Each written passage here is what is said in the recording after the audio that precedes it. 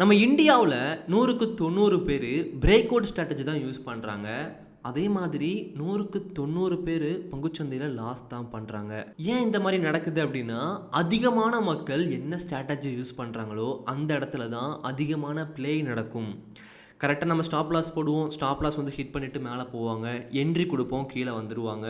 சரி, ஏன்னா break out தானா இல்லையா அப்படிங்கிற சந்தேகத்திலே என்ட்ரி கொடுப்போம், அது லாஸில் போய்ட்டு முடியும்.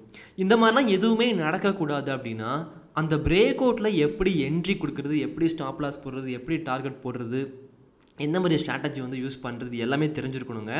அதை தான் இந்த ஒரு வீடியோவில் வந்து நான் சொல்லித்தர போகிறேன். கம்ப்ளீட்டாக டெக்னிக்கலாக இருக்க போது.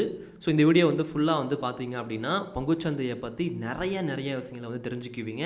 அடுத்த முறை நீங்கள் ஒரு ட்ரேடில் வந்து ஒரு பிரேக் அவுட்டில் வந்து என்ட்ரி கொடுக்க போகிறீங்க அப்படின்னா அந்த ஒரு ட்ரேடு வந்து பெர்ஃபெக்டாக வந்து முடியறதுக்கான வாய்ப்பு இருக்குது.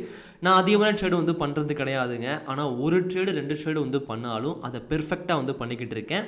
சிங்கிள் ட்ரேடில் கூட லாஸ் வந்து பண்ணாமல் நான் ஸ்டேட்மெண்ட்டுமே வந்து போட்டிருக்கேன். செக் பண்ணி பார்க்குறதா இருந்தால் பார்த்துக்கோங்க.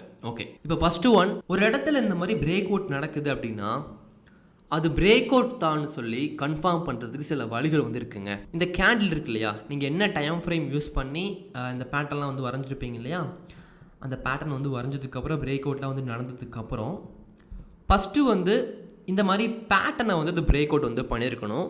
நீங்கள் பிரேக் அவுட் பண்ணதுமே என்ட்ரி வந்து கொடுக்கக்கூடாது. நான் எப்பவுமே சொல்லுவேன், இந்த மாதிரி ஒரு பேட்டர்னை வந்து பிரேக் அவுட் வந்து பண்ணுது அப்படின்னா உடனடியாக என்ட்ரி வந்து கொடுக்காதீங்க. அதுக்கு மேலே ஒரு ப்ரீவியஸ் கை வந்து இருக்கும். இந்த மாதிரி அந்த ப்ரீவியஸ் கையும் சேர்த்து வந்து பிரேக் அவுட் வந்து பண்ணதுக்கப்புறம் அந்த கேண்டில் வந்து நல்ல கேண்டில் தானா இதை செக் பண்ணி பார்த்துட்டு என்ட்ரி வந்து கொடுக்கணும். அதே மாதிரி மேலே பிரேக் அவுட் பண்ணுறாங்க அப்படின்னா அந்த கேண்டில் வந்து நல்ல ஒரு புல்லிஷ் கேண்டிலாக இருக்கணும்.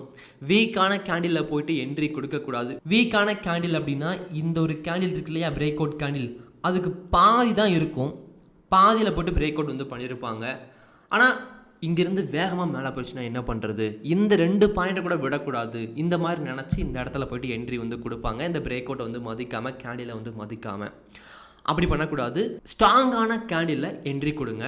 அந்த பிரேக் அவுட்டுக்கு முன்னாடி கேண்டில் இருக்கு இல்லையாங்க, அந்த இடத்துல மார்னிங் ஸ்டார் இல்லை புல்லிஷ் என்கல்ஃபிங், இந்த 2 கேண்டில் வந்து இருக்குதா அப்படிங்கிறத செக் பண்ணி வந்து பார்த்துக்கோங்க. இதுக்கு பேர் வந்து மார்னிங் ஸ்டார், இதுக்கு பேரும் வந்து மார்னிங் ஸ்டார். இப்படி பிரேக் அவுட்டுக்கு முன்னாடி இந்த மாதிரி மார்னிங் ஸ்டார் கேண்டில் பேட்டர்ன் வந்து ஃபார்ம் ஆயிருந்துச்சு அப்படின்னா அது மேலே போகிறதுக்கான வாய்ப்பு ஒரு 70% மேலே இருக்குது. அதுக்கப்புறம் 2 பிரேக் அவுட்காக வெயிட் பண்ணி நம்ம என்ட்ரி கொடுக்குறோம் அப்படின்னா, இந்த இடத்துல என்ட்ரி கொடுக்குறோம் அப்படின்னா நஷ்டம் வர்றதுக்கான வாய்ப்பு வந்து ரொம்ப குறைவாக இருக்கும். ஓகே, இது ஃபஸ்ட்டு ஒன். ஒரு பிரேக் அவுட்டில் என்ட்ரி கொடுக்குறீங்கன்னா சும்மா அந்த கேண்டில் மேலே போகுது அப்படிங்கிறதுக்காக என்ட்ரி வந்து கொடுக்காம இவ்வளோ விஷயங்கள் பார்த்து தான் அந்த இடத்துல வந்து நீங்கள் என்ட்ரி வந்து கொடுக்கணும். இது first one. Second one, fake break அவுட்டை எப்படி கண்டுபிடிக்கிறது? மற்றவங்களாம் வந்து தியரிட்டிக்கலாக சொல்லுவாங்க இந்த மாதிரிலாம் ஃபேக் பிரேக் அவுட்டை கண்டுபிடிக்கலாம்னு சொல்லிட்டு. நான் ப்ராக்டிக்கலாக சொல்கிறேன். நான் ஒவ்வொரு ட்ரேட்லையும் இதை ஃபாலோ பண்ணுறேன். என்ன அப்படின்னா ரொம்ப சிம்பிளான ஒரு விஷயங்க. நீங்கள் என்ன டைம் ஃப்ரேம் யூஸ் பண்ணி அந்த பிரேக் அவுட்டில் வந்து என்ட்ரி கொடுக்க போகிறீங்களோ அதுக்கு அதிகமான டைம் ஃப்ரேம், குறைவான டைம் ஃப்ரேம் யூஸ் பண்ணி கண்டுபிடிக்க முடியும். அதாவது நான் 1 டே யூஸ் பண்ணுறேன் அப்படின்னா அதை மந்த்லி வச்சு, வீக்லி வச்சு இது நல்ல பிரேக் அவுட்டா இல்லை ஃபேக் பிரேக் அவுட்டா அப்படிங்கிறத என்னால் ஐடென்டிஃபை பண்ண முடியும். இப்போ நான் காட்டுறேன் பாருங்கள். இப்போ மார்க்கெட் இந்த இடத்துல ஃபுல்லாக வந்து கீழே வந்து வந்துக்கிட்டு இருக்குங்க. கீழே வந்து வந்ததுக்கப்புறம் இங்கே ஒரு பிரேக் அவுட் வந்து நடக்குது. அதாவது மார்க்கெட் வந்து அடுத்த நாள் ஓப்பன் ஆகும்போதே 1 டே டைம் ஃப்ரேமில் ஒரு கேப் டவுனில் ஓப்பன் ஆகிருக்கு. இந்த இடத்துல நிறைய பேர் என்ன பண்ணுவாங்கன்னா, இது ஒரு முக்கியமான ப்ரீவியஸ் லோவாக மார்க் பண்ணி வச்சுருப்பாங்க. இப்போ அந்த பாயிண்ட்டை வந்து உடச்சதுக்கப்புறம் எங்கே இன்னும் கீழே வந்துச்சுன்னா என்ன பண்ணுறது பயத்தில் எக்ஸிட் கொடுப்பாங்க. என்ட்ரி கொடுத்து வச்சுருந்ததை கூட எக்ஸிட் வந்து கொடுப்பாங்க, இல்லை கீழே கூட என்ட்ரி வந்து கொடுத்துருப்பாங்க. ஆனால் அதுக்கப்புறம் என்ன நடந்துச்சு அப்படின்னா, இந்த மாதிரி முக்கியமான பிரேக் அவுட் லைனுக்கு கீழே மார்க்கெட் கேப் டவுன் கொடுத்துட்டு மேலே மட்டும் வந்துட்டாங்க அப்படின்னா, நல்லா குறைச்சிக்கோங்க, முக்கியமான பிரேக் அவுட் லைனுக்கு கீழே மார்க்கெட் பிரேக் அவுட் பண்ணாமல், அங்கேருந்து ஓப்பன் ஆகிட்டு அதை பிரேக் அவுட் பண்ணாமல் ஒரு கேப் டவுனில் ஓப்பன் ஆகிட்டு மேலே வந்துட்டாங்க, உள்ளே வந்துட்டாங்க அப்படின்னா அது நல்ல ஒரு அப் ட்ரெண்டுக்கு போகுங்க. இங்கேருந்து தொடர்ச்சியாக ஒரு 10 நாள் வந்து அப் ட்ரெண்டுக்கு தான் போயிருக்கு. அதே மாதிரி இங்கேயும் கீழே வந்து விழுந்திருக்கிறாங்க.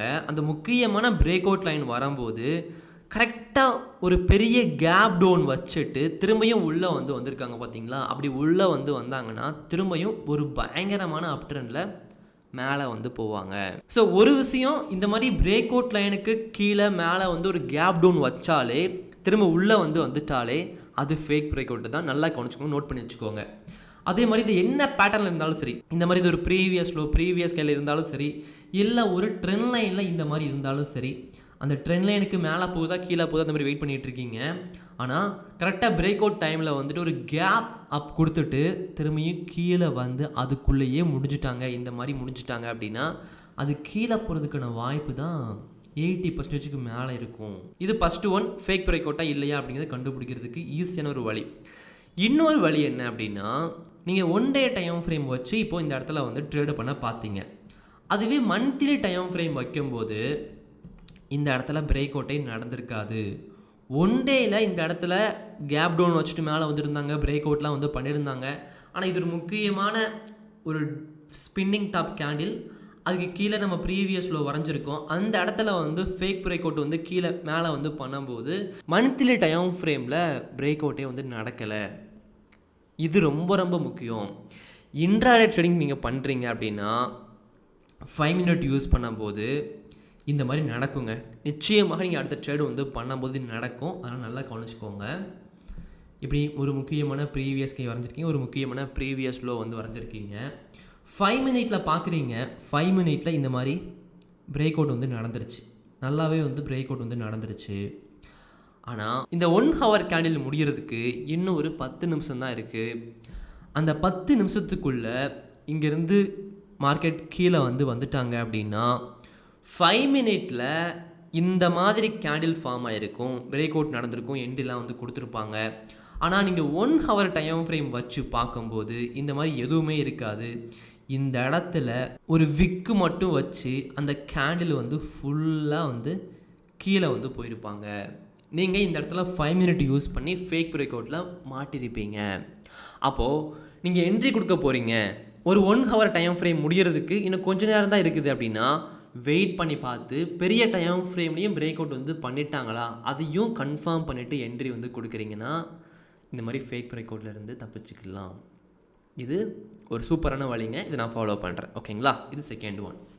மூணாவது, உங்களுக்கு இன்னும் கொஞ்சம் அதிகமாக வின்னிங் ரேட் வந்து வேணும் அப்படின்னா இந்த மாதிரி பிரேக் அவுட்டில் என்ட்ரி கொடுக்கறதுக்கு பதிலாக பிரேக் அவுட் ஆனதுக்கப்புறம் ரீட்ரேஸ்மெண்ட் எடுத்து மேலே போகும்போது நல்ல கேண்டில் வந்து ஃபார்ம் ஆச்சுன்னா என்ட்ரி வந்து கொடுங்க. இப்போ இங்கேருந்து மேலே வந்து பிரேக் அவுட் வந்து பண்ணிட்டாங்க, திரும்ப ரீட்ரேஸ்மெண்ட் எடுக்கிறாங்க. இப்படி எடுத்து மேலே போக ஆரம்பித்ததுக்கப்புறம் 1 ஹவர் டைம் ஃப்ரேம்லேயும் பிரேக் அவுட் நடந்திருக்கும், 5 மினிட்லேயும் பிரேக் அவுட் நடந்திருக்கும், ரீட்ரேஸ்மெண்ட்டும் எடுத்துட்டாங்க, நல்ல கேண்டிலும் ஃபார்ம் ஆகிட்டாங்க. அந்த நம்பிக்கையோட நீங்கள் என்ட்ரி வந்து கொடுக்குறீங்க அப்படின்னா வின்னிங் ரேட் அதிகமாக இருக்கும். இது ஒரு முக்கியமான பாயிண்ட்டுங்க. ஆனால் நீங்கள் பிரேக் அவுட்டில் என்ட்ரி கொடுக்குறீங்கன்னா ஒரு மாதத்துக்கு 20 ட்ரேடு கூட கிடைக்கும். ஆனால் ரீட்ரேஸ்மெண்ட்டில் என்ட்ரி கொடுக்குறீங்கன்னா 5 ட்ரேடு கூட கிடைக்காது. ரொம்ப ரொம்ப குறைவான ட்ரேடு தான் கிடைக்கும். அதையும் மனசில் வச்சுக்கிட்டு தான் ட்ரேடு வந்து பண்ணணும். ஒவ்வொரு நாளும் வெயிட் பண்ணி பார்த்துக்கிட்டே இருப்போம். பிரேக் அவுட் ஆகிட்டு அப்படியே கூட மேலே வந்து போகும், இல்லை பிரேக் அவுட் ஆகிட்டு ஃபுல்லாக கீழே வந்துடுவாங்க. இந்த மாதிரி எல்லாமே நடக்கும். ஆனால் ரீட்ரேஸ்மெண்ட்டில் என்ட்ரி கொடுக்கும்போது வின்னிங் ரேட்டு வந்து அதிகமாக இருக்குது. இதை நான் யூஸ் பண்ணுறேன். ஓகே, அடுத்து 4th ஒன், என்ட்ரி கொடுத்ததுக்கப்புறம் ஸ்டாப் லாஸ் போட வேண்டியது ரொம்ப ரொம்ப முக்கியம். நீங்கள் இந்த மாதிரி ஒரு பிரேக் அவுட்டை யூஸ் பண்ணி என்ட்ரி கொடுக்குறீங்க அப்படின்னா அந்த பிரேக் அவுட் நடந்ததுக்கப்புறம் இப்போ நீங்கள் இந்த இடத்துல வந்து என்ட்ரி கொடுத்துருக்கீங்க, ஸ்டாப் லாஸும் கரெக்டாக ஒரு ப்ரீவியஸ் லோ மார்க் பண்ணி அந்த லைனுக்கு கீழே தான் நீங்கள் ஸ்டாப் லாஸ் வந்து போடணும். இனி எல்லாருமே ஸ்டாப் லாஸ் போட சொல்கிறாங்க அப்படிங்கிறதுக்காக நான் என்ட்ரி கொடுத்ததும் சும்மா 400 ரூபா 500 ரூபா ஸ்டாப் லாஸ் வந்து போடுறேன் அப்படின்னா அது ஒரு பிரோஜனமே கிடையாது. நீங்கள் இந்த இடத்துல என்ட்ரி கொடுத்துருப்பீங்க, இந்த லைனை மேலே வந்து பிரேக் அவுட் வந்து பண்ணுச்சுன்னா நான் மேலே வந்து என்ட்ரி கொடுக்க போகிறேன்னு சொல்லி வெயிட் பண்ணி இங்கே என்ட்ரி கொடுத்துட்டீங்க. பிரேக் அவுட்டில் என்ட்ரி கொடுத்ததுக்கப்புறம் ஸ்டாப் லாஸ் இந்த லைனுக்கு கீழே வந்து கரெக்டாக போடாமல் நீங்கள் சும்மா 400 500 ஸ்டாப் லாஸ் போடுறேன்னு சொல்லி இங்கே ஸ்டாப் லாஸ் வந்து போடுறீங்க அப்படின்னா அது நிச்சயமாக ரீட்ரேஸ்மெண்ட் எடுத்து இப்படி மேலே வந்து போக தான் செய்வாங்க.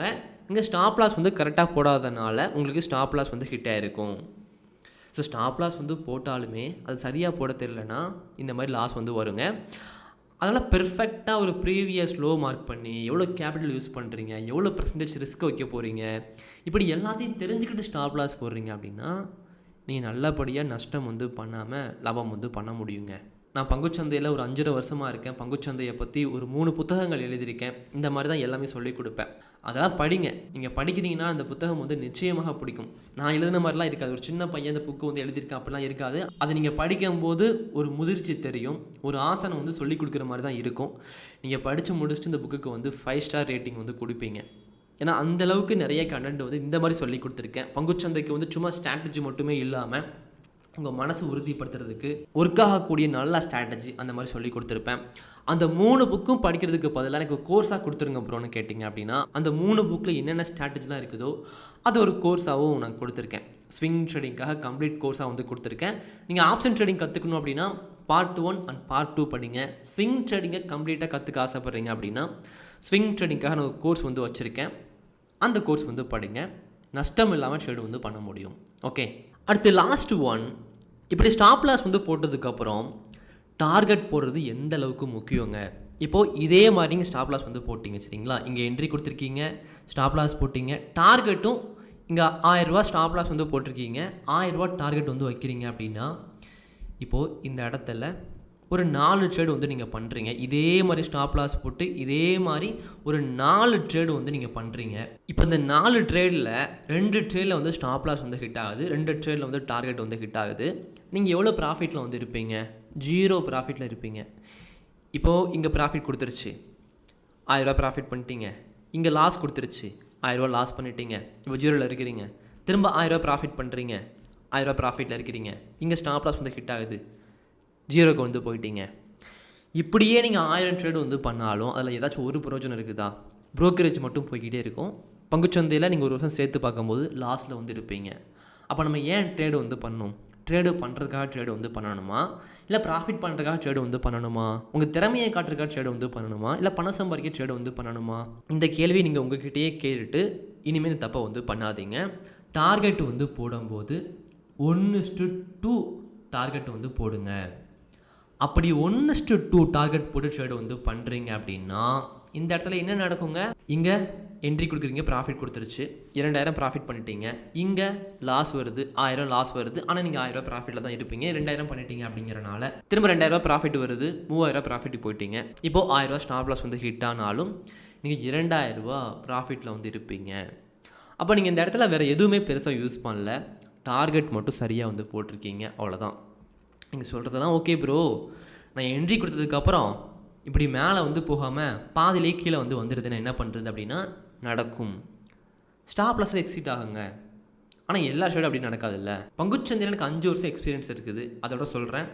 நீங்கள் இந்த மாதிரி ட்ரேடு வந்து பண்ணால் மட்டும்தான் நீங்கள் பங்குச்சந்தையில் லாபம் வந்து பண்ண முடியும். ஏதாச்சும் ஒன்று சரியாக பண்ணிவிட்டு மற்றதெல்லாம் தப்பாக வந்து பண்ணுறீங்க அப்படின்னா லாஸ் தான் வரும். மற்றது எல்லாத்தையும் சரியாக பண்ணிவிட்டு ஒன்று தப்பாக வந்து பண்ணாலும் லாஸ் வரும். இங்கே எல்லாத்தையுமே பெர்ஃபெக்டாக பண்ணி ஆகணுங்க ஸ்டார்டிங்கில், அதுவும் முக்கியமாக. ஓகே, ஸோ நல்லபடியாக பங்குச்சந்தையை வந்து கற்றுக்கோங்க. லைஃப் டைம் நீங்கள் ட்ரேடு வந்து பண்ணிக்கிட்டே இருக்க போகிறீங்க, லாபம் வந்து பண்ண போகிறீங்க. அப்படி லைஃப் டைம் பண்ண போகிற ட்ரேடை பற்றி ஒரே ஒரு முறையாச்சும் நல்லபடியாக கற்றுக்கிட்டு ப்ராப்பராக வந்து பண்ணிங்க அப்படின்னா பங்குச்சந்தையில் நீங்கள் ஜொலிப்பீங்க. இல்லை அப்படின்னா கஷ்டம்தாங்க. நீங்களே முடிவு பண்ணி நல்லபடியாக ட்ரேடு வந்து பண்ணுங்கள். நம்ம அடுத்த வீடியோவில் வந்து பார்க்கலாம். தேங்க்யூ.